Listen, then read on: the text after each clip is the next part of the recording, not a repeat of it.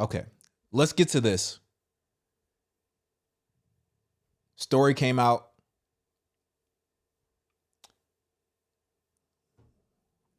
Woman gets pregnant, gets called out in front of the entire church.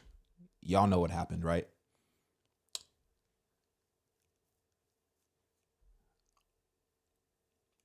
I want to play a few videos. Apparently, apparently, um,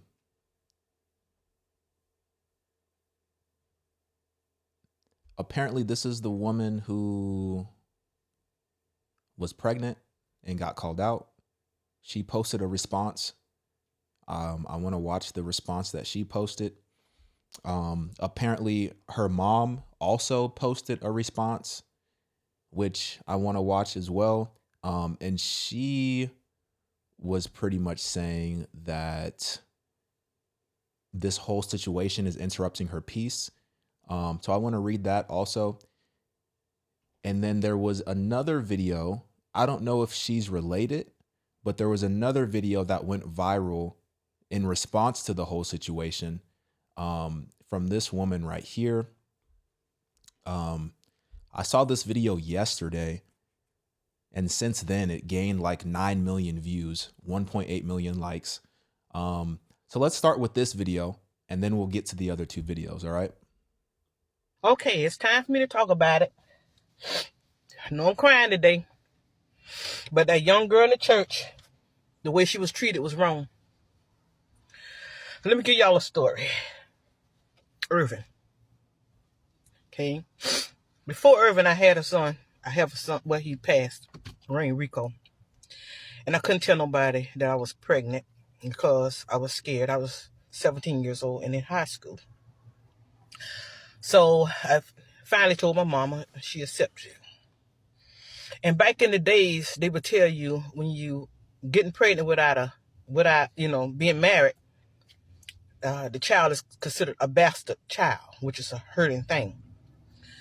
And yes, I was in the holiness church as well. Went to church all the time with my auntie. We stayed in church. Saturdays, we packed the lunch, and that's where we stayed in church. So when I got pregnant with Irvin, I already made the mistake the way I felt with Rico. So of course I can't tell that I'm pregnant again in high school with Irvin. So I hid it. And one night, I was so angry. I had to wear long, big shirts and different things to disguise myself because I didn't want to bring this so-called bastard child into my family, because that's what they call them. So I hid it. And my mama went to work one night, and I was sitting in my mama's den, I remember. And Rico went to sit on me, and my water bust, and my mama boyfriend was there, and I told him, I said, I wouldn't tell him I was pregnant. I said, could you take me to the hospital? I hadn't had no prenatal care because I couldn't tell nobody. So they took me to the hospital. He took me to the hospital. I knew I was delivering, and Irvin wasn't quite 7 months. Wow. So we got in went up to the nurse, and I told her, I said, I'm having a baby. I didn't even look pregnant because I was trying to hide it. So, and she says, no. I says, I'm having a baby. And she says, no. I says, yes, I am. I'm having a baby. And she says, well, what's going on? I said, I feel like I'm getting ready to push this baby out. So she looked, and she says, you're having a baby. And she put me in a wheelchair to get me upstairs, and I had Irvin in the elevator of the hospital. Okay, I could have broke Irvin's neck because I was sitting in the chair at the time I was having a baby. Then I had him early. The reason why I had him early because I was under so much stress because I couldn't tell my mama, I couldn't tell nobody that I was pregnant. And when I tell y'all, that haunts me to the day. See my face? That haunts me to the day. So, I'm going to tell you something, pastor, you so-called pastor. That what you said and did to that girl is wrong. Because when you said she couldn't have a baby shower, and she was so evil from having a baby, I guess, that's going to hunt that girl the rest of her life. And to the girl, hold your head up, sweetheart. Get your good education. Take care of yourself and take care of your baby. Because I'm going to tell you something. Don't end up like me and regret what I did for the rest of my life because I kept it secret. And I want all young girls to understand, when you're pregnant, talk about it. Because the same people who talking about you and putting you down, if they're not lifting you up now, they're not going to lift you up as you go. And I just want to say, shame on you, Pastor. Shame on you.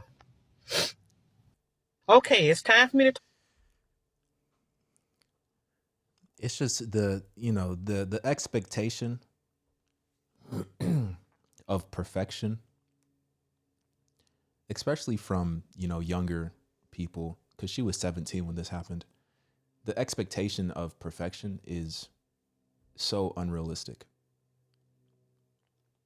And obviously, she understands that she made a mistake, and she was very burdened by what happened. But the fact that you can't even go to your church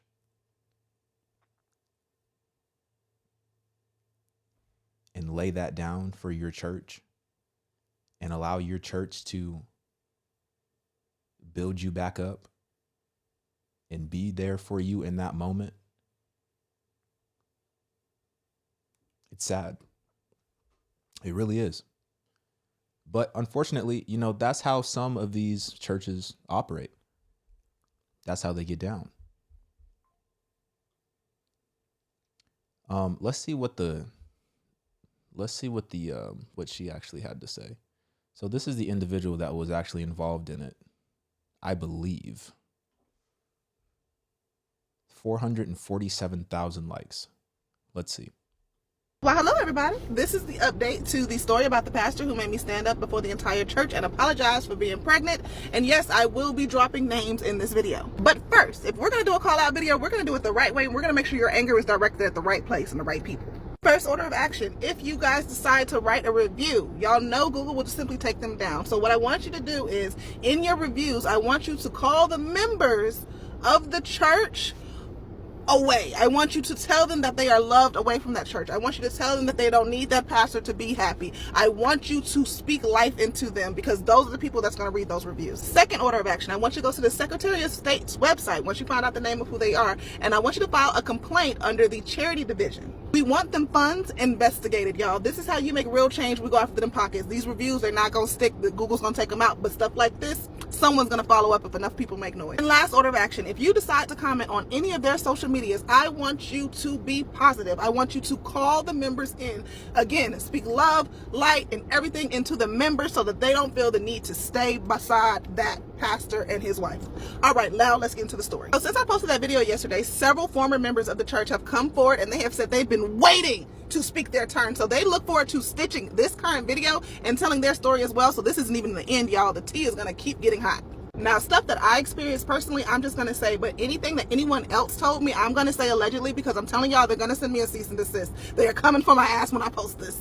Okay, so the name of this church is Family Life Baptist Church. They are located in Fayetteville, Georgia. This is their Google page. I need y'all to make sure y'all are targeting the right place, because there are multiple Family Life churches out there. The pastor's name is Alfred Lands and the wife's name is Rosemary Lands. I'm going to get into some of my own experiences because they were relatively mild in comparison to what other things people have told me. So I told you guys about how I questioned why they had a new building fund. Well, the reason I questioned that is there used to be a big picture where you could see the goal and how much money everyone had made, and every time a deal fell through with the real estate, they just started it over. So I remember asking that question out in the office. They pulled me into the office and admonished me for questioning where the money went. Another time I was walking into the church, and I guess the pastor wasn't too far behind me because a deacon came running up behind me to open the door for the pastor. They then scolded me for not opening the door for him, and I was just like, he's a man. And they were like, a man of God that's not allowed to touch doors. Oh. Now, remember my mother-in-law, who was fully indoctrinated at the time, she wasn't even allowed to celebrate her birthday because her birthday was on the same day as the pastor's.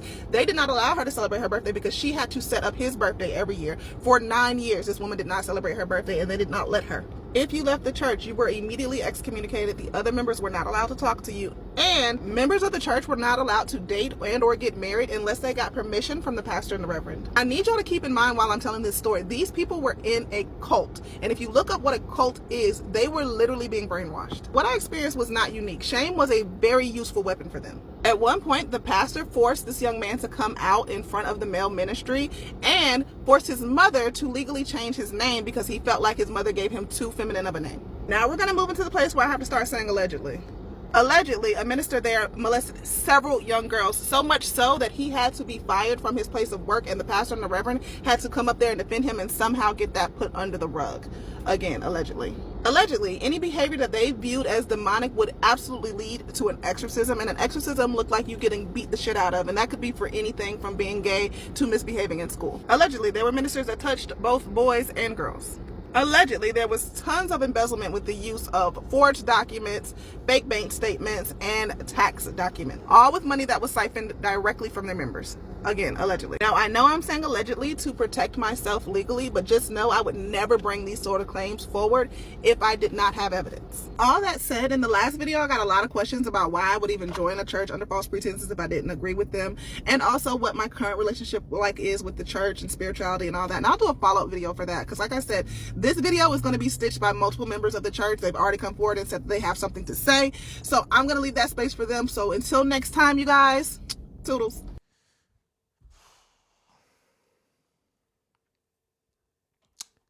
Well, all of those are allegations. I'll probably still get a letter. It is what it is. That's a messy story. All around. Messy story. All around. All around. Sounds like a cult. Sounds like they're deviating from scripture. Sounds like they created a church of their own understanding.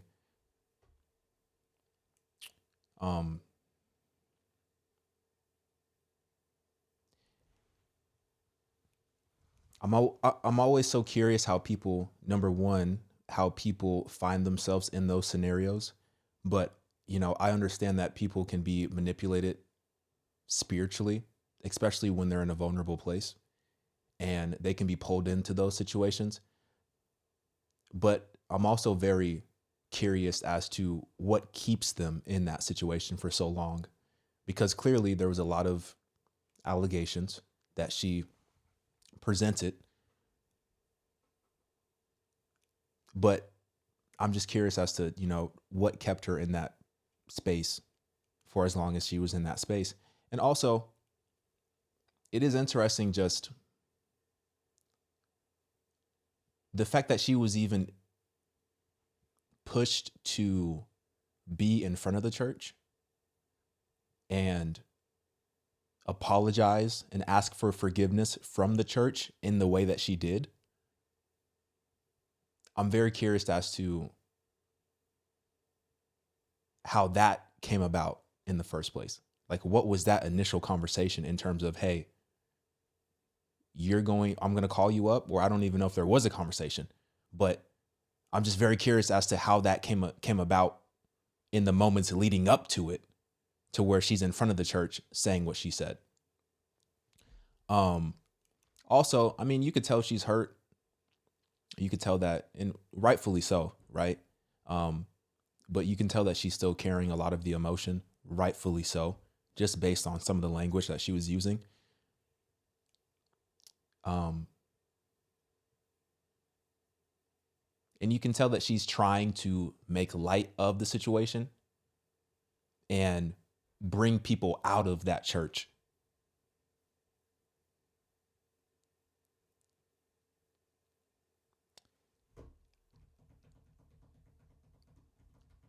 There's like so much church drama that's been going on from last year, all the church drama that happened last year, like, oh my goodness. But then you have all these new exposures that are going to be popping up this year. I can already tell there's going to be a lot of, churches and leaders being exposed once again.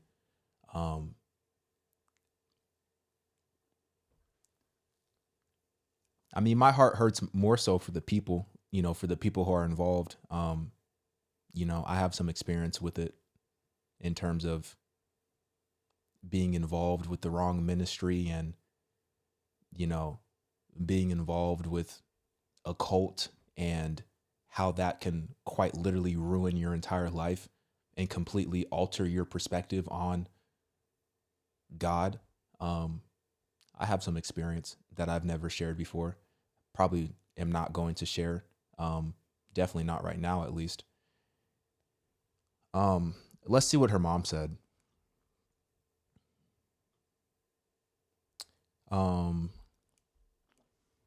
It said, this is the mother of the young girl who was openly rebuked by the pastor.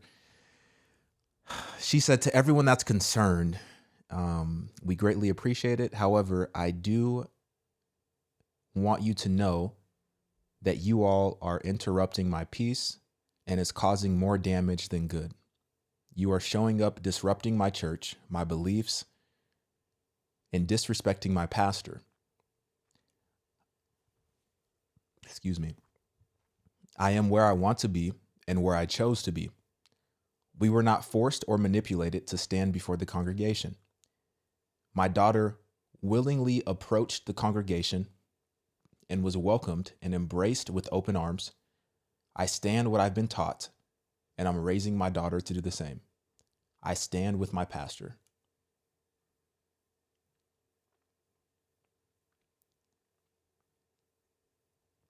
A lot of nasty comments. A lot of nasty comments.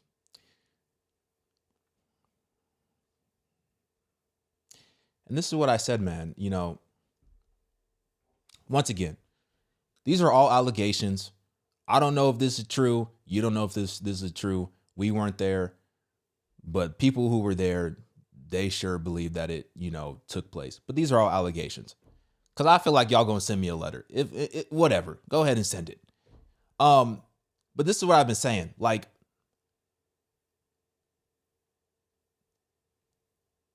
I just pray that the people come to the truth, the true knowledge of Jesus Christ, that you don't have to be around a specific person in order to access the presence of God. The only person that you need is Jesus Christ. He's the only one that laid down his life for you, that died for you, defeated death, and then rose again so that we could have eternal life. That is the only person that is worthy of worship and praise. That's it. For he alone can forgive sins. So look, I don't know what took place in that church. I don't know what's actively taking place in that church. I can only look from an outsider looking in, and I could tell you something definitely seems off. But if they feel as if, and they meaning the alleged mother in the situation, if she feels as if nothing is going on wrong there, and if she feels as if spiritually everything is good, then it is what it is. But that doesn't stop me from praying that they come to the true knowledge of the truth. Because I've seen this story play out time and time again. I've seen this story play out. And now, obviously, I'm expecting that probably in the next days, weeks, months, there's going to be more stories that come out from this church, more allegations that come out from members of the congregation. And we'll talk about it and we'll report on it and I'll give you my opinion on it. All right.